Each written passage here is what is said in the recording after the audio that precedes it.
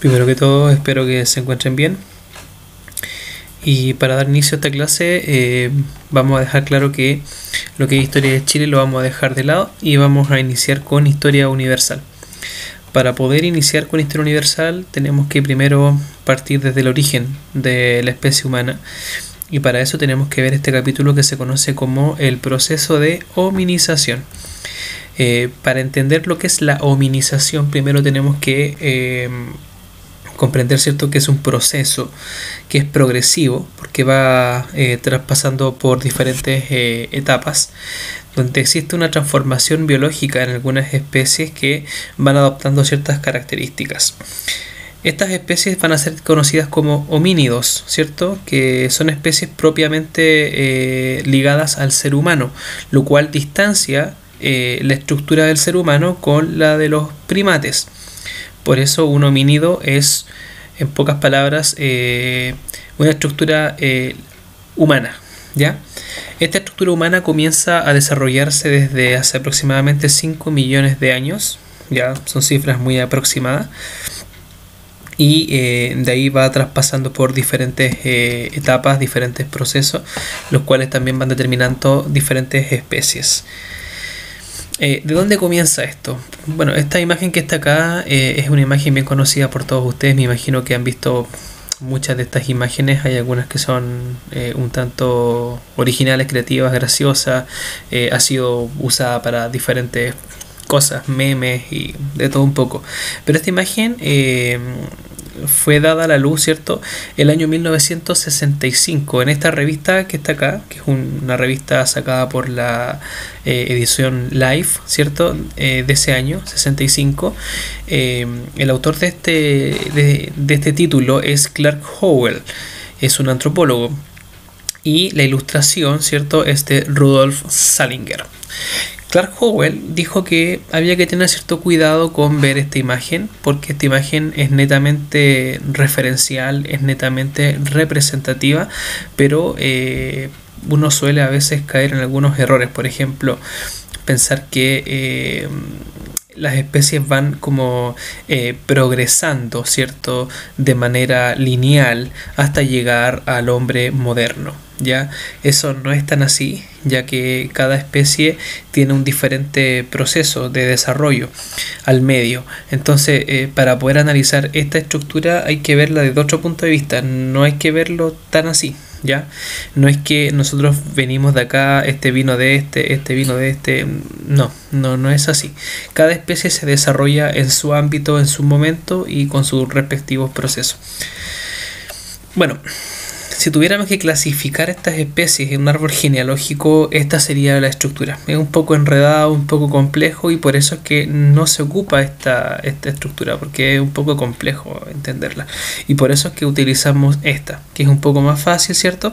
Pero el problema es que nos podemos confundir, ¿cierto? Podemos pensar de que este viene después de este viene después de este.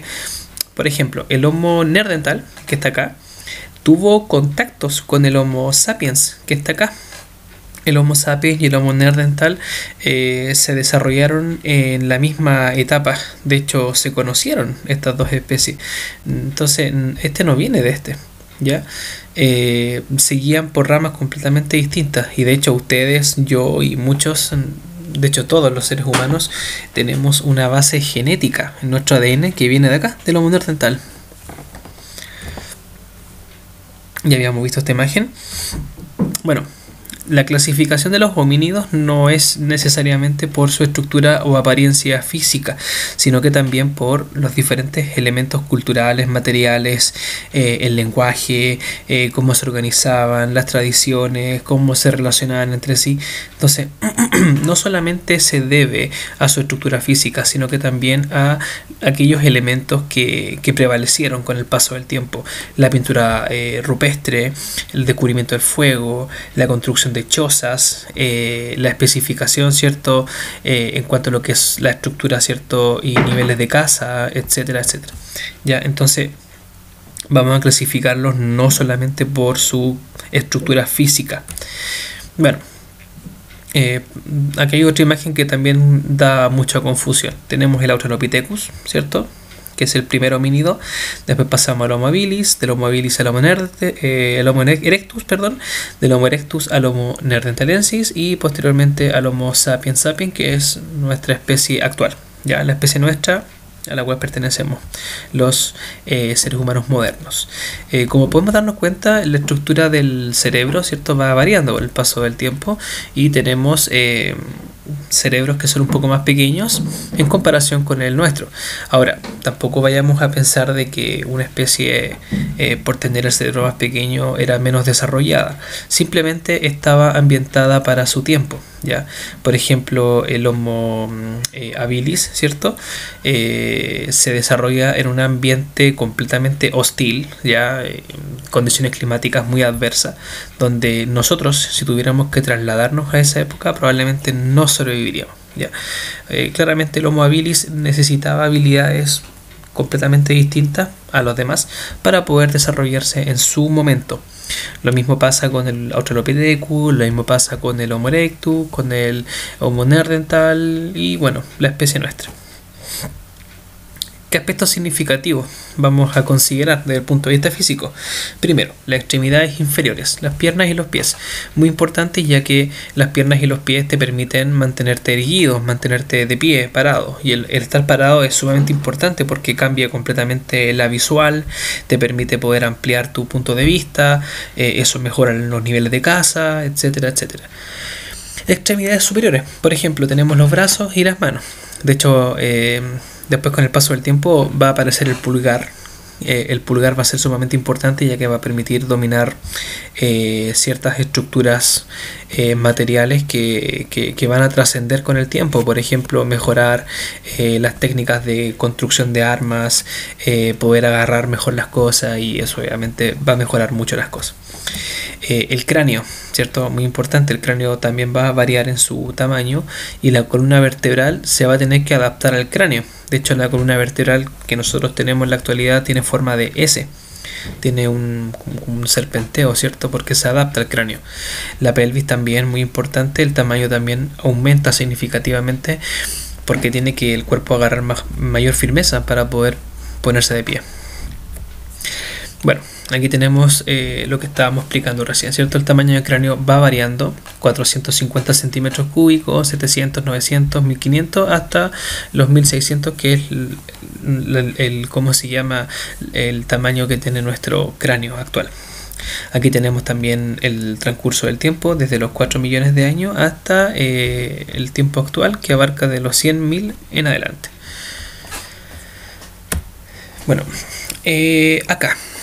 Acá tenemos la clasificación de cada uno de los homínidos, ¿cierto? Desde el Australopithecus en adelante hasta llegar al Homo sapiens sapiens. Cada uno de ellos desarrolla diferentes estructuras. Por ejemplo, el Australopithecus, ¿cierto?, el primer homínido que logra pararse, logra ponerse de pie, y eso es sumamente importante para este periodo, ya que, como dije recién, mejoran significativamente muchas cosas. La caza, la visual, poder tener una vista panorámica, defenderse, por ejemplo, de otros grupos, etc. Pasamos posteriormente al Homo habilis, ¿cierto? El hombre hábil, que es el primero que comienza a fabricar ciertas chozas, como también algunos instrumentos rudimentarios para la caza. Después pasamos al Homo erectus. El Homo erectus ya se puede parar completamente de pie, muy derecho. El aspecto físico del Homo erectus es muy similar al nuestro. Eran netamente cazadores y habían perfeccionado mucho las herramientas, como también las armas de caza. Y bueno, el Homo erectus es quien es responsable también del descubrimiento del fuego. Un hecho, ¿cierto?, bastante importante para esa época, el poder dominar, ¿cierto?, el fuego, el calor, ¿cierto?, poder mantener el calor dentro de una comunidad. También servía para cazar. Entonces el fuego tenía muchísimas cualidades que también después con el paso del tiempo se le van a dar cualidades de carácter más religiosas incluso. Pasamos al Homo neanderthal. Este es muy interesante, este es muy parecido a nosotros. De hecho, el Homo neanderthal, si lo pudiéramos criar en la actualidad, si tuviéramos la posibilidad de clonar uno de estos homínidos en la actualidad, no nos daríamos ni cuenta que está entre nosotros a ese nivel, porque tiene una capacidad de adaptarse realmente importante, realmente impresionante. Es el primero que comienza a enterrar a sus muertos, y el enterramiento de los muertos es algo relevante porque esto demuestra también el sentido religioso que la humanidad tenía, lo que es la trascendencia en la vida, lo que es el más allá, etcétera. Y bueno, pasamos finalmente al Homo sapiens sapiens, que en este caso somos nosotros, en la especie humana moderna, donde ya aquí tenemos ya la representación humana a través del arte, la pintura, la escultura, etcétera, y los ritos religiosos. Bueno, básicamente lo que acabo de hacer acá es un resumen, ¿cierto? Muy breve de lo que es la página 10 a la página 20 del texto. De hecho, si ustedes quieren pueden indagar. De hecho, les voy a pedir también que revisen porque vamos a trabajar una actividad en función de eso. Y le agregué algunos elementos más significativos que no están ahí, pero nunca está de más que se pueda aprender en torno a eso. Vamos a trabajar una actividad en torno a esto. La idea es que vayamos entendiendo, ¿cierto?, la clasificación de estas especies, y también vamos a extraer algunas preguntas significativas, sobre todo del texto. Así que importante, si no tienen el texto en físico, si no lo tienen en papel, yo igual lo subí a la plataforma, está digitalizado para que lo puedan también revisar. Y bueno, estimados, espero que se encuentren bien y que les sirva esta pequeña presentación. Hasta luego.